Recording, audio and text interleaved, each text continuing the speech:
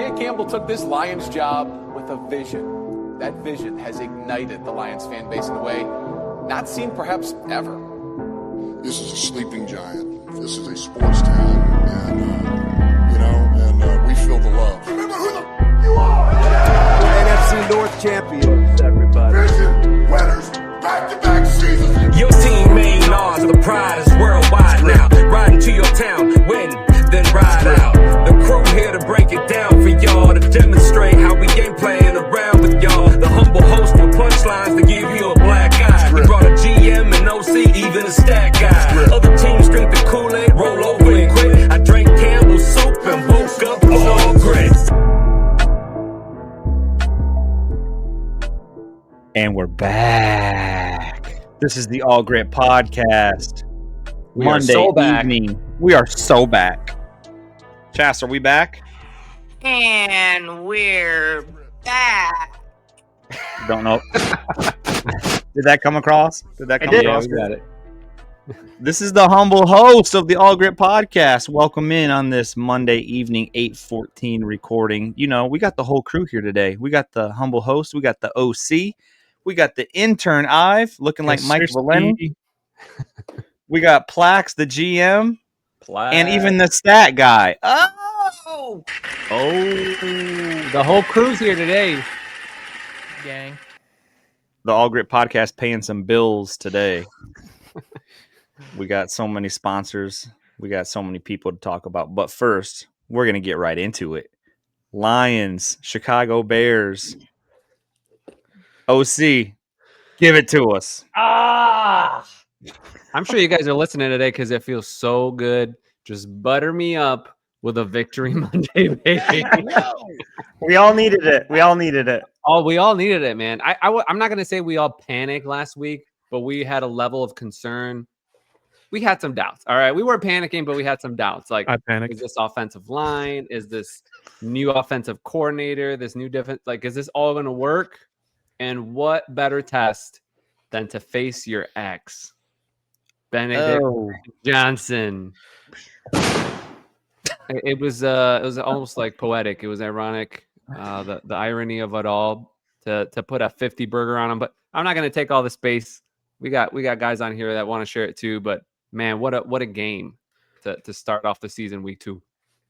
That's right. So let's get into it. Plax, we know that your microphone is new. We want to hear that beautiful voice. We want to hear your thoughts on the Lions offense compared to last week.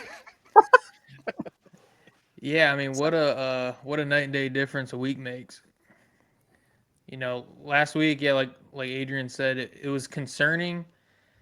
You know, some people wanted to cash in, throw the whole season away already, but man, they bounced back, and that was the Detroit Lions that we've come to know and love. On both sides of the ball, you could just tell like the rhythm was there, the play calling, the balance on offense with the run game, and then a heck of a game called by Shep on defense as well. So nice way to open up the homestand. You know, it's always good to beat the Bears, and yeah, this feels natural. I remember what this feels like. So there's going to be a lot of butter talked about, you know, this buttering up that last game. But I do have a question for you guys. So just speak it, you know, at will here. But were you a little worried in the first half seeing like basically 3 turnovers that the Lions caused, whether it was turnover on downs, a fumble, then an interception, and like 0 points coming off of those 3 turnovers? I liked how Ivan put it. I think it was Ivan who said we were just playing with our food out there. We weren't rewarding our defense. We were just kind of taking those turnovers for granted, and those turnovers, could have been bad. So, but it was nice to see them finally get in the rhythm. But yeah, when you had turnover, your defense is not being rewarded. It stinks. Mm-hmm. Yeah, that first half was shaky because of that. But I'd say like that. I guess if we want to get into it, but the turning point was that Tesla catch. 100%. To me, like it felt like that was the turning point in the game. And then, they just score that easy touchdown, that beautiful footwork route by Amon-Ra, just isolated. I think it was Tyreek Stevenson. And then so half finishes and we're up now 2 scores. Like that just set it up for the second half to open the floodgates. But that first half before that catch, it was kind of like a little back and forth. Yeah, right. Playing with our food, flirting. Yet again, it is week 2, and it was like we were kind of. I mean, I was personally frustrated because it's like, okay, we're back. Like I can see the offensive line doing what they did last year, but it's not like finishing with a touchdown. It's just getting down the field again. So that was took a minute. And with that play too, the other I think Bears were in the tunnel, so they had to call them back. They put the 6 seconds back, and I'm telling you, the old Lions would not have gotten that call. Well, we have earned that call Lions now. would have been the ones walking down the tunnel Right. and been told to come out and get another whooping. Yeah. Right. So we finally earned that. We got the 6 seconds back, and St. Brown baby. Did you guys feel a little PTSD when he said 10-second runoff? Yes. Like, took me back to the I yelled and I was like, "Are you serious?" Like, took me back to Golden Tate. Bro, I was at that game. I don't even want to talk about it. Oh, that's awful. Yeah, but then it's funny seeing the Bears fans have to, like, literally that picture was posted all over social media, right? Of the knee down, the one hand grab, and then all Bears fans talking about the refs gave us a job this time. Like, what the heck is going on? And I'm like, bro, a job is when there's 8 seconds on the clock and then they do a 10-second runoff. At least, there was 16 seconds? Yeah. So, yeah, we got one more play. So, but I did want to ask you guys your thoughts, and we'll start with Ivan. Our new offensive coordinator, our old offensive coordinator, were on the field together at the same time. Now, there's been so much talk about Benedict Johnson. So how do you think Johnny Moe did on his first game against Benedict Johnson? He did stupendous. He overaccomplished. He put up a 50 burger against Ben Johnson and that defense. So I thought it was going to be a close game as a division rival. So I was expecting at least 30 points or around 20 to 30, but didn't expect 50 from Johnny Moe. But not surprised because we still have the same team from the last couple of years. So no, it just feels so good. And definitely what we're discussing, we're definitely back. And see, that's what all the it's excellent. And that's what all the talking heads on ESPN for the last week have been saying is they're expecting, because Johnson and Glenn are gone, that the Lions are just going to forget that they're the Lions. They're going to forget how to play, and they're going to be the same old Lions. Oh, yeah. So, Plax, why are the Lions not the same old Lions anymore, in your opinion? It's talent. I mean, you can't screw up talent. And I think it was just like it was just balance. I mean, early in the first half, I mean, the running game wasn't like super popping, but they weren't giving up on it.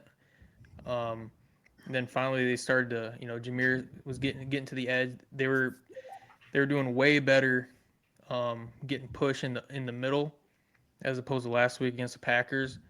And that's something we talked about on last week's pod is, Goff with the play action, those deep crossers, that's his bread and butter. And so I think they didn't totally abandon it early. They stuck with it, had just enough production to kind of loosen up the defense a little bit. And then you start seeing vintage Lions, Amon-Ra, 9 receptions. And then Jame only had 2 catches, but they're big boys. Yeah. So wanted to just throw one stat out there. You guys can take as it, if you will. For the first time in franchise history, So not Ben Johnson. Ben Johnson's been our best offensive coordinator since we've all been alive. But for the first time, not even Ben Johnson did this. The Lions produced a game with, get this, 500 total net yards, 5 passing touchdowns, 2 rushing touchdowns. While Ben Johnson is looking at it from across. And the camera's all in Ben Johnson's face too, and we get to see his face. Oh my gosh, were they? Oh. And the crowd gave it to him a little bit. Yep. There may have been some choice words that were shouted. I didn't hear it, but Ivan let us know what Twitter sphere was reporting on. But with that, like, nobody will deny what Ben Johnson did for Detroit. We all appreciate what he did for Detroit. I like how Jared Goff put respect on his name. Yeah. But it was just how he left. Like, I know we've talked about it many times, but like, you should not be allowed to interview while you are preparing for a playoff game in 2 days. So it was just how he exited, and we let But what a show up by the offense, just to lay it on them. And fans are going to be fans. I expected it, something like that. And I think it's just because he went to Chicago. I mean, if he went to anywhere else and came back, he probably would have got a standing ovation. But he went to Chicago, and for some reason, I just cannot stand Ben Johnson's face now. It's like a punchable face. You and Chas, he said the same thing. She's like, I just can't stand looking at his face now. Because he's wearing that Chicago the Chicago merch, man. It's just weird. Yeah. So not to go so well, no, we'll come back to that because we're gonna take a look around the league and just get a couple stats later on. But JJ McCarthy, we have to talk about his performance. Ex-Michigan boy. We do have to mention something about him. So offensive line. What do you guys think about game 1 against the Packers? We were just freaking out offensive line wise.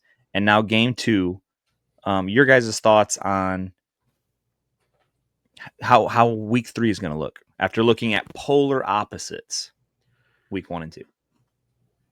So I'm going to take it back to last year. Actually, I'm going back to last year's San Francisco game, Jared Goff. This was a welcome home, welcome back Jared Thomas Goff game. We have not seen Jared Goff play that well since we beat San Francisco on Monday Night Football. Yeah, the next week we beat Vikings. They came to Detroit and we secured up the number 1 seed. But that was a Gibbs game. Like, Jared Goff had 2 interceptions that game. And then we all know how he played in the Washington game, and we know how he played in last week. So, but that San Francisco game, he threw 303 yards with 3 touchdowns. And then yesterday he threw 334 yards and 5 touchdowns. And you don't do that without your offensive line giving you time. And my goodness, he had time. And he stepped into, like, when people came in, he moved up his couple feet. Yes. Threw into it. Like, props to the offensive line yesterday, man. Like, they showed out. It was night and day. Yeah. It was night and day. I appreciate. Yeah, I was gonna say I appreciated that it wasn't just not just the offensive line, but through tight ends, wide receivers on their blocking assignments. They were like, it was just noticeable. It popped off the screen, the blocks that they were setting up for Monty and Gibbs to get some explosive runs. We had like 2 or 3 explosive ones, right? Like 40 yards, 20 throughout the game, which just makes the defense respect it. And it just has them on their heels. Like, it was beautiful to watch. And the reason we say, like, hey, we're back is because we expect the Lions offense to play the way they did yesterday. Not necessarily 50 points every game, but just keeping the defense on their toes, staying unpredictable, because that was the biggest thing last week against the Packers is the play calling was so predictable. And yesterday it was nice to watch. Yeah. It was a good outing by Johnny Morton there against Ben Johnson. I feel like week 1 was just like a West Coast screen pass dump of a game. I know they had a couple of those yesterday. Yeah. It was a little bailout plays that kind of got 1 or 2 yards, but they were so frustrating because Gibbs has to run 7 yards to get his yardage back, and then he only gains 2. Well, once again, that goes not to cut you off, but that goes back to who you played. I mean, Green Bay's defensive line caused that, and so looking forward to Thanksgiving, Lions are definitely going to have to go to the drawing board with Micah Parsons. I mean, everyone says that, right? But it's like, I mean, Brock Wright or Laporta needs to be on whatever side he lines up and just. The dude's a wrecking ball. I mean, I don't like to give him the credit because I don't like to see the Packers happy and oh my God, that savior. Like, but the dude is a wrecking ball, man. Like, compared him to Hutchinson, I'm like waiting for Hutch to have that type of energy, to have that type of push, and he just does not have it this year. He's got 1 sack, but his motor is not like it was last year, and it's sad. It's the leg. It's just. I think it's a fear too, right? You break a leg like that, you're just kind of it's got to be in your back of your mind for a little bit, right? And we got to give him time, but he's not there yet, right? But he did jump over a lineman yesterday, or a cornerback or somebody. I saw him. There's a highlight on Twitter, him jumping over somebody. and then he got what, clipped, or what do they call him when 2 guys hit at the same time? Yeah, and that leg got his leg got rolled up on. Oh, just scary, man. I think after that too, he kind of. Favored it back off. Well, let me just go ahead, Plax. I saw you. At least we got Davenport to to pick up the slacks. We all did, right? Okay, thank you. Let's do this because I have been waiting all day to get into some Davenport. Thank you for bringing it up, Plax. I wish I could have pulled the audio because I'm pretty sure about 4 weeks ago I said Davenport over under on what? Week 3, how many games he's going to play, and he's out, boys. I mean, Dan Campbell did not sound good. As soon as he went down, that was Dan Campbell when asked how soon is he going to be returning. And Davenport won't answer any questions. He's like, "Oh, we'll see." Yeah, well, we have to talk to another. What do you say? We have to talk to get some more, like almost like a double. Yeah. A second opinion, I should say, of like his injury. I didn't. And I'm like, dude, seriously? Immediately after that sack, like, oh, take me out. I'm done. I'm out, bro. But how many times? Meanwhile, is he getting attended to? Like 3 or 4 times. He got injured sacking somebody. Like, what is that? Like, well, so did Hutch, but this dude. We just took out Vildor and inputted Davenport. He's the new corner. A new guy to just hate for no reason. Bro, I heard somebody say about Davenport, like, just put him at kick returner so we can just end it. Like, just tear the Band-Aid off so he can just get pummeled back there. That's funny. The starting lineup for the Detroit Lions: Hutchinson, Tyleek, we got Reeder, and insert Muhammad into the lineup moving forward. Actually, you know what? Maybe this is a gift in a curse, or we got to look through that. Muhammad looks serviceable. Muhammad, bro, he's gotten better. He was in there. He was getting pressure. He was. Didn't he get a sack or no? At least got hit. Help Hutch. I think maybe half or maybe he was. Pressure. Yeah, by that. Yeah. But he's playing pretty well. He's just not. He can't stop the run like Davenport can, apparently. But I mean, he doesn't have the big body. It's nice to know that Zadarius Smith is still on. We can sign him and get him back in. Oh wait, and Clowney too. Clowney's signed. Oh wait, other GMs that know how to win a Super Bowl already picked them up. That want to win now. Right. Okay. Well, okay. Now that we're talking about this, Joey Burrow pretty much out for the season. Bengals are pretty much done. A little Trey Hendrickson action. Week 5, baby. I want to go to that game now.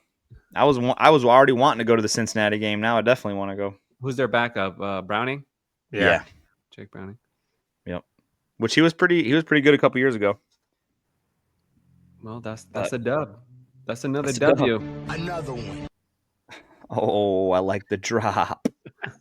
We got to add some new drops to the board, and that's a beaut. All right. I wanted to circle back to Vanilla Vic real quick. So Clay mentioned this, and I want to get your guys' input on it. Week 1, he couldn't do anything right, didn't have time. Week 2, it's almost like a whole season difference. That's not a week to week. You don't expect to see that in a week, the amount of improvements that we saw. You expect that from beginning to end of season. Yeah. Week 2, Goff could do no wrong. There was pressure, and you saw it in his face, and he felt the pressure, and he got out of there. And just now that one ugly duck to JMO that got about 40 yards, I mean, it was a duck in the air. However, he was running from pressure. Yeah. Right. He ran out of pressure. Would have been a sack, but he got it out. So kudos to Goff, man. He looked fantastic yesterday. No, he did great. It's almost like last week was a preseason game because they didn't give Goff any preseason time. Yeah. Sure. Whose fault is that? Right, exactly. Go and ahead. just frustrating. Like, dude, at least like get some cobwebs off from the winter, man. I know we can't get him hurt, but you gotta get some cobwebs off. Might be like a drive or two. Yeah. Go ahead, Waterboy. You got something for us? No, I just wanted to mention that he did a better job. That pass that he passed to Tesla, I was watching some film earlier today, but yeah, I noticed how he was, what's the word? I just lost it. He was stalling one of the safeties when that pass he hit to Tesla. So looking at the play, we already knew that ball was going to Isaac Tesla. He kind of like faked it to Amon-Ra St. Brown, but it was just cool to see. For me, he was my MVP of the game. Him and Deion Branch were one of my favorites. But Deion, yeah. Oh, that's what that's all day long, man. Yeah, Deion Branch. Was he a Pro Bowl wide receiver, and then he turned into a safety now on the Lions? Yeah, a receiver from a decade ago. That guy. Bro, they corrected him too. It's like, oh, his name's Brian Branch, by the way. They did. I didn't. Deion Branch. They corrected him on air. Yeah, it was great. Oh, I didn't catch that.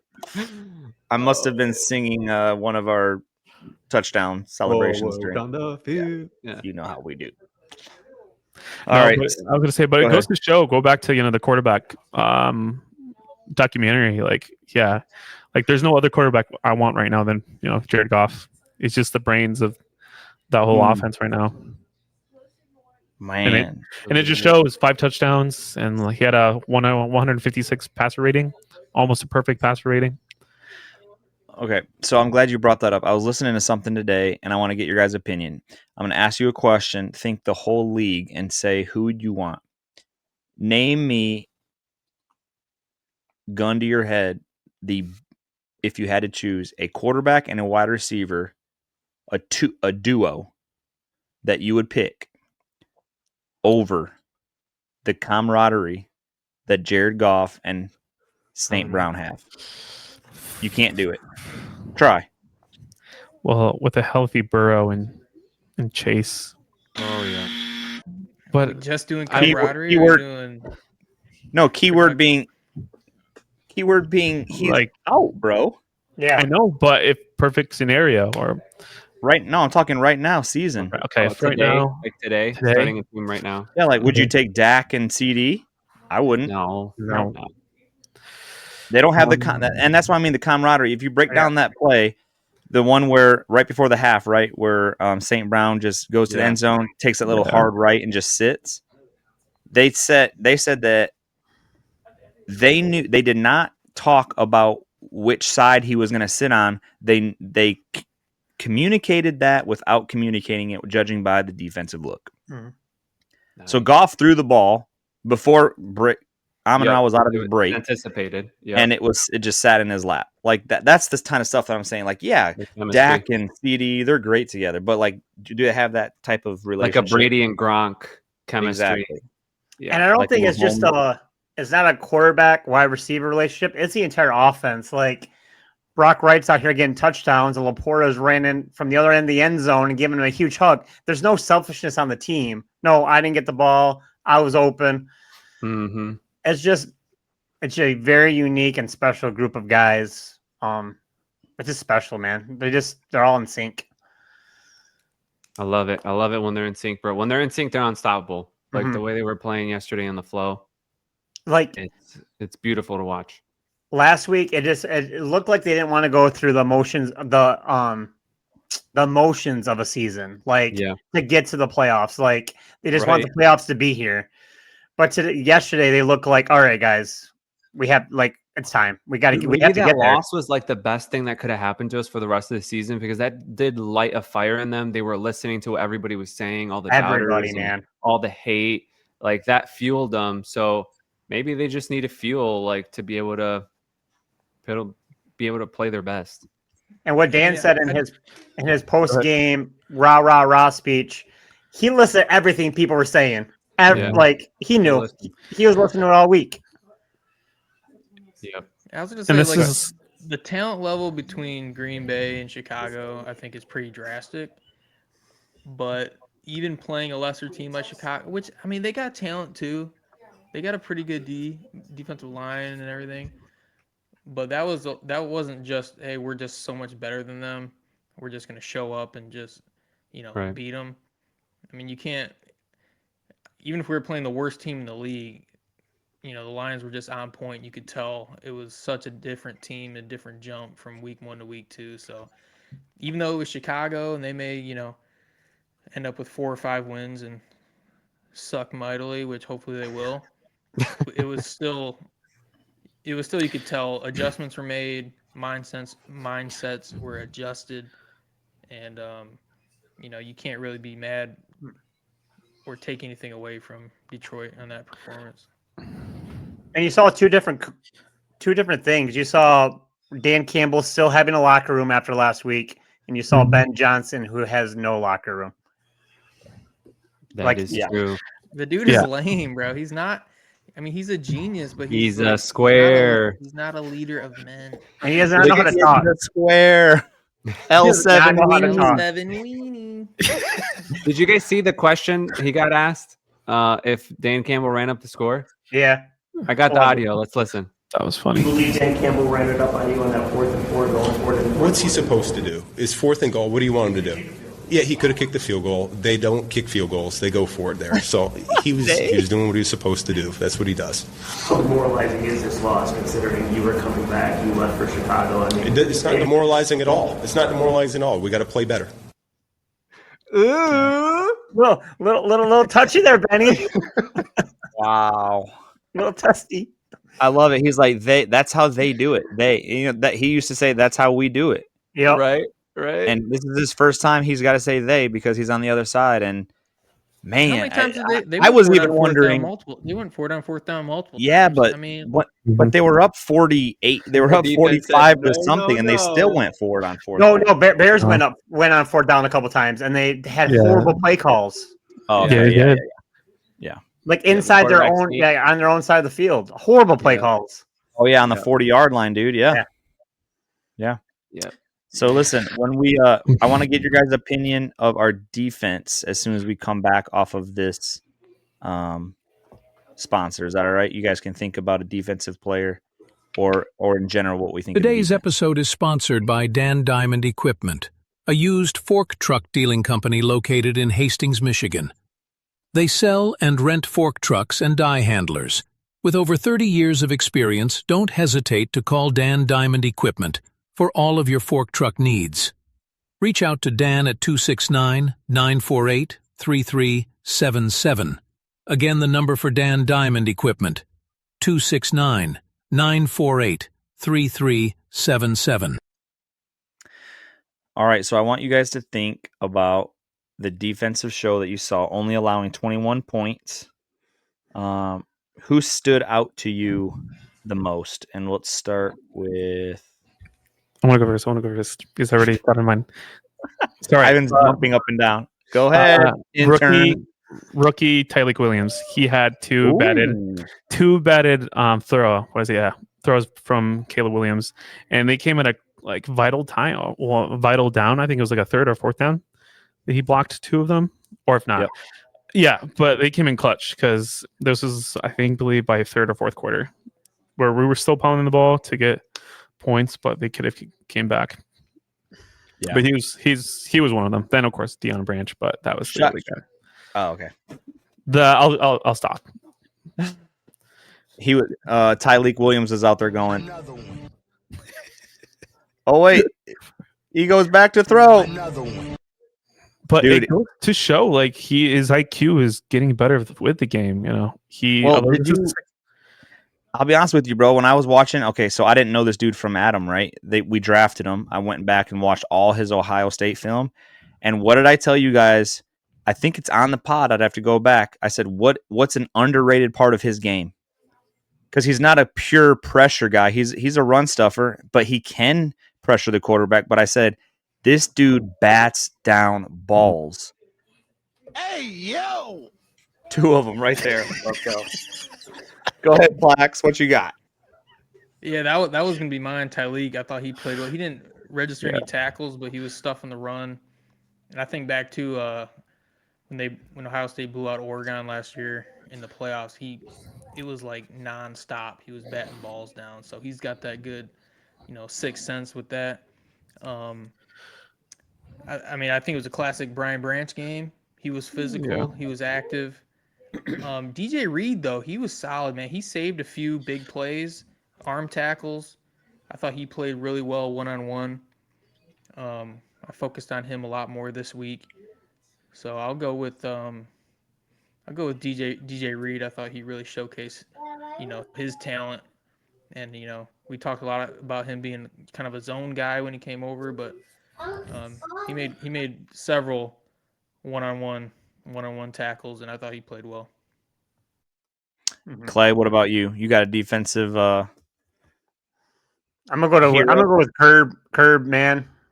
Kirby, man, like, and it just how many times, even in the last, us against running quarterbacks, our history against running quarterbacks is not great.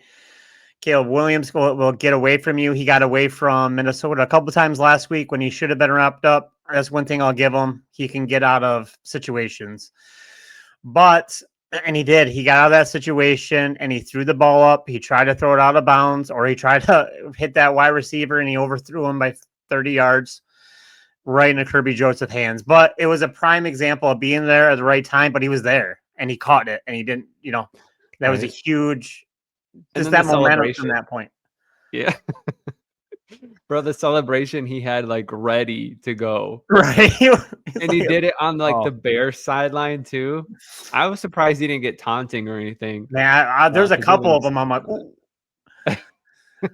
So, Adrian, go ahead and explain that interception celebration for our listeners that maybe. Yeah, so I wish they would have showed it more on the broadcast on TV, but it's all over social media. Kirby Joseph had a celebration ready with his defense. They basically played out the stumble bum play that Ben Johnson created when they played in Chicago last year.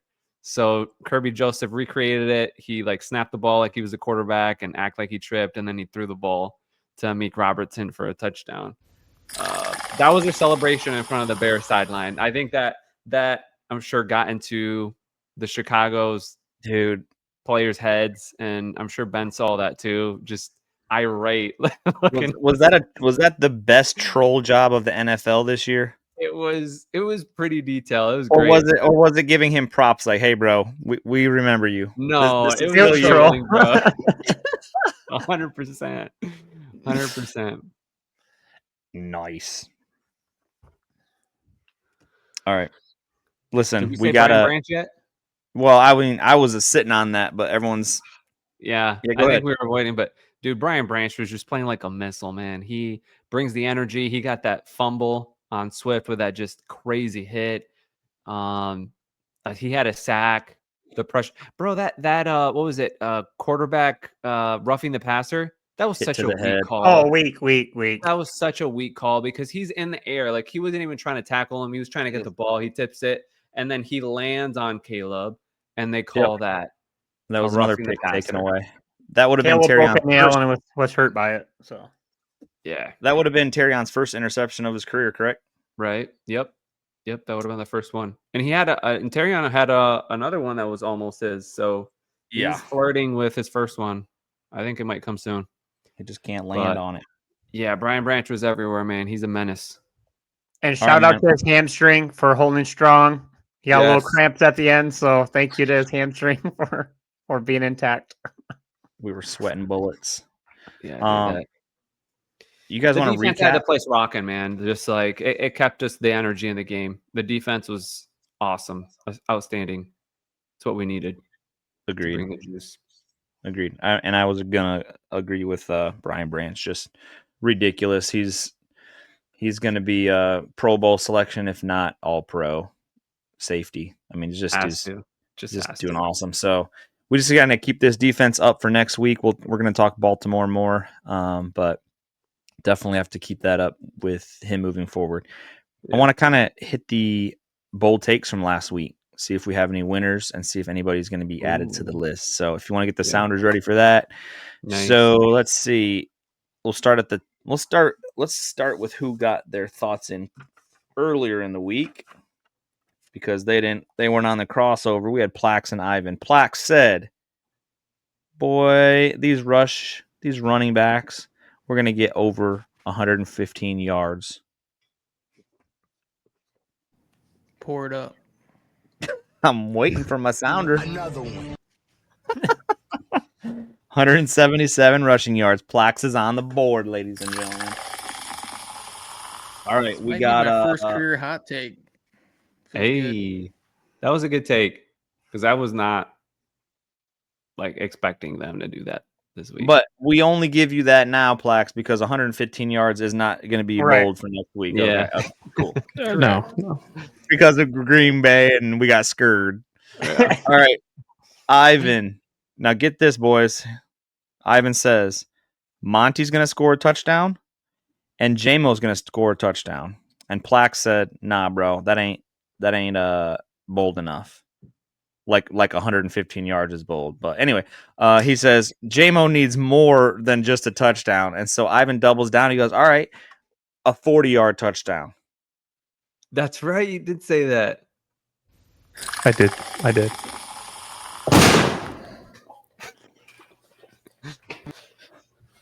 Another one. we're all trying to hit the same. I hit my parlay. It was perfect. Did I? Dude. I just said two players, correct? I thought and that's all you had. Yep. I thought I had good. And okay. So you made it by 4 yards. Monty had his touchdown, and J-Mo had a 44-yard touchdown. You were 4 yards away from missing that. So great job. That's what we do on the All Gritt podcast, man. We drop bold takes. All right, another bold take. Adrian's going to take that bold take and really, really pull a Plax on us. He says, all right, Tesla's going to go 40 yards. Y'all said it wasn't bold. Apparently, it still is bold. It's not bold, bro. He has yet to get more than 30 yards in a game. But also, he has yet to use his left hand. I don't know if he knows the guy has two hands. Like, the guy only catches with one hand. It's like, bro, you can catch with two hands. Like, stop making so many highlight plays. Quote of the night, right there. So my bold take is this next game, he's going to catch with two hands on one. Oh, snap. That's bold. That's bold, bro. I don't know if you can do that, bro. What's he going to do, Adrian? This next game, Isaac Tesla will catch a pass with two hands. You heard it here first. Hey, yo! That's bold. Anyways, so yeah, you missed it. He got 29 yards off of one catch. So that is It's crazy to think that he just with one catch, he just does that. Well, you know what? If not, I shouldn't say this, but as much as I like Raymond, because he is fast too, but let's just put Tesla in, dude. What else does he have to do? Just put him in there. Well, he was in there for the 2-minute offense, which told me several things. So it says a lot. Right? And by the way, we didn't talk about it, but I loved what we did on that 2-minute offense. As soon as I saw that, I was like, okay, I'm feeling so much better. This is the 2-minute offense we did in the first half. That's what I've been looking for. What I realized too, they're using him more once they get to the like red zone. They're using him. Like he's been in a couple plays. Like that was the only ball that was thrown to him, but other situations he was still in the red zone area. So because of his height, they're using him. Right. I was actually surprised that after he made that awesome catch and then they had 6 seconds left, that they didn't go back to him in the corner of the end zone on jump ball. Like that's what I was hoping. But they went to St. Brown on their money. Not gonna say it. Yeah. Anyways, all right. Next, Caleb or Clay? Who's C? This is Clay. Clay said 2 running touchdowns for Demo and a Branch turnover. Branch got his turnover. Demo got 1, but Demo didn't get 2. Sorry, bro. Sorry. He almost had it. He had that 2 yards, but he couldn't pick it up. Like, And then Karsten, our Bears fan, he said Loveland's going to get 1 touchdown. And let's check the stat board. Did he even get thrown to? He did. And then Johnson is going to get his first interception of the year. Also, oh, my bad. I was going to say that I don't know if you guys got an Amber Alert at the end of the Lions-Bears game, but there's an Amber Alert. Colston Loveland is just missing. They don't know where he is. Nobody knows where he is. You leave those jokes for the humble host, bro. Your first round pick didn't even have a catch. I will say that's funnier than St. Brown faking a hammy injury because that got me and I was sick. Bro, I knew he was kidding. The way he ran up, like that was a celebration. I was like, no. And let's see. Bro, how weird is it that our first round pick, Tyleek Williams, had more hands on balls than Tesla? Hey, yo! And he had more hands on balls than Loveland combined. Hey, yo! Right? Loveland. Oh, Tyleek's out there palming 2 of them. And these guys got 1 catch between the 2 of them. Yeah, that was huge, man. I'd love it if he can just keep doing that all season. Great we need stuff. more of that. Anyway, I said my bold take was interceptions. Goff and Williams would throw 1. Oh, that's right. And I'm glad. I'm so glad that did not hit. So that's what you got to do. You got to bet against yourself on these bold takes. All right, so moving forward, just so the listeners know and you guys, Adrian, you're on the bold take board with half of a point. Yep. For your last week's take. I have 0. Plax is on with 1. Ivan 1. Clay 0. Is that where we're at, boys? Yep. I didn't mess you up, did I, Clay? Good job. No, boys. but golf threw a pass, so man, that was my. Didn't complete it. All right, so let's do a 5-minute, just to end it, 5-minute thing about the upcoming game, Baltimore. We do got the speak pipe too from the guest that was at the game. Yeah. 1 minute. Let's go back to that. So we had our boy Diego. He was at the game. He sent a speak pipe in. Just want to know what the vibes were, how the crowd welcomed Ben Johnson, and his prediction for the Ravens game. Appreciate it. There's gonna be some conversations about wrong one. Here we go. The vibes on Sunday against the Bears in Detroit was just crazy. The fans showed out. It was a loud atmosphere, and it was just a very electrifying experience. Nothing like I've ever experienced before. It was just crazy. That's the only word I could really think of to describe the experience and the vibes. When Ben Johnson walked out on the field, everyone in Detroit was letting it known to him that they didn't respect his decision when it comes to becoming the new head coach to a division rival. They were booing him, and then later on in the game, they started chanting some not so nice things. I'm sure I can't repeat what they were saying, but they really let it known to Ben Johnson that they don't like him anymore. And then the touchdown right before halftime was crazy. It was Jared Goff to St. Brown. I think there was like 4 seconds left on the clock, and we scored a touchdown. It was a great way to close out the first half of the game, and it was just an amazing play.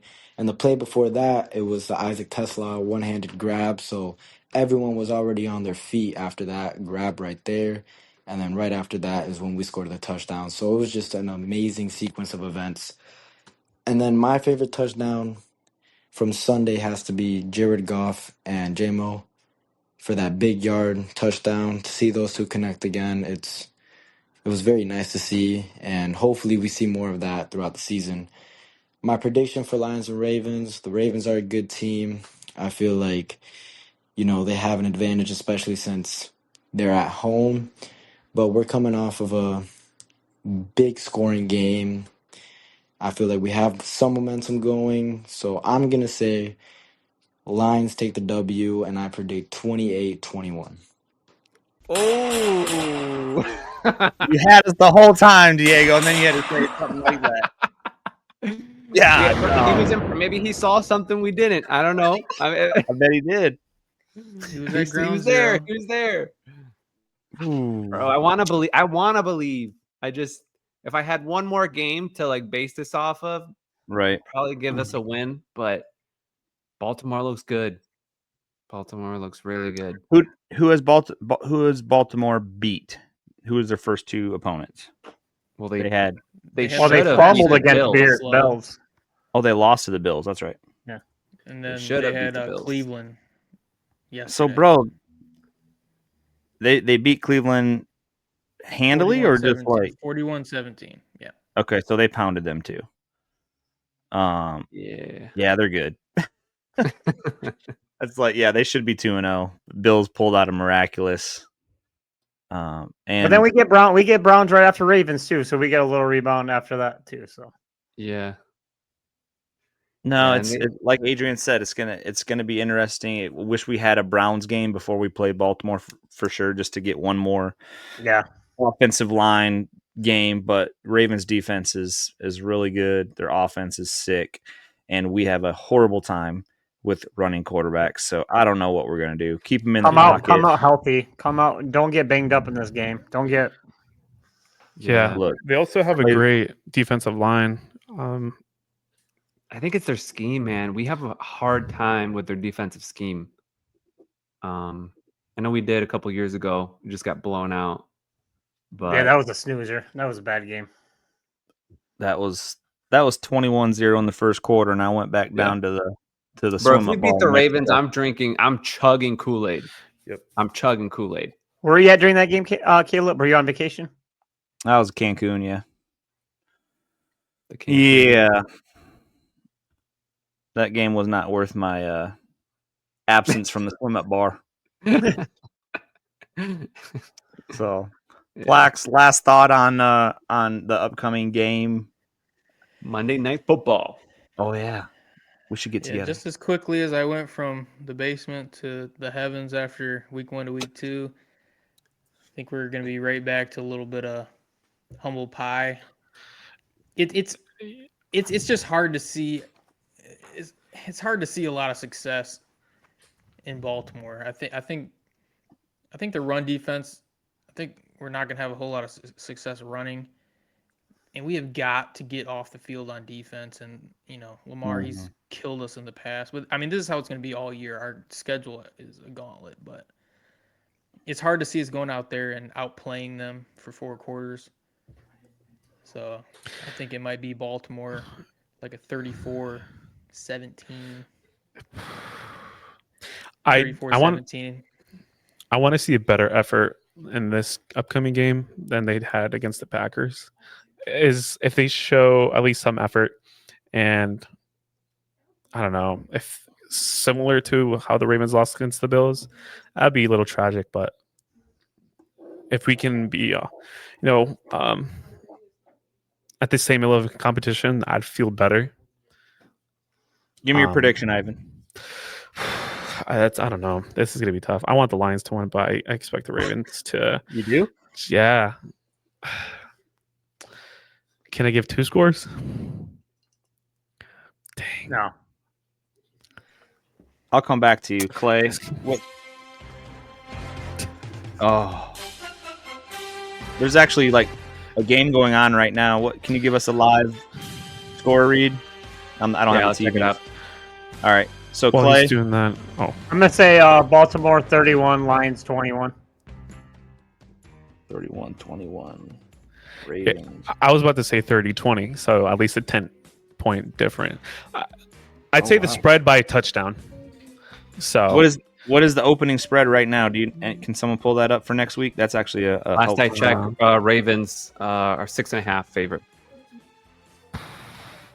I'd say 30-24. Keep it at that.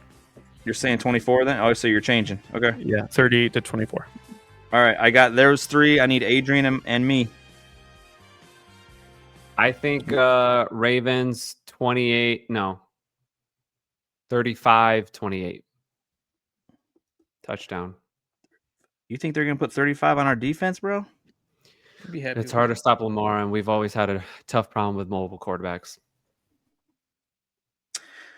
All right. A lot of high scoring games. Okay, choices there. So I'm going to say it's going to be a lower scoring game because I feel like the Lions defense is real. And I think they're just going to get better. And I think they're going to pick off.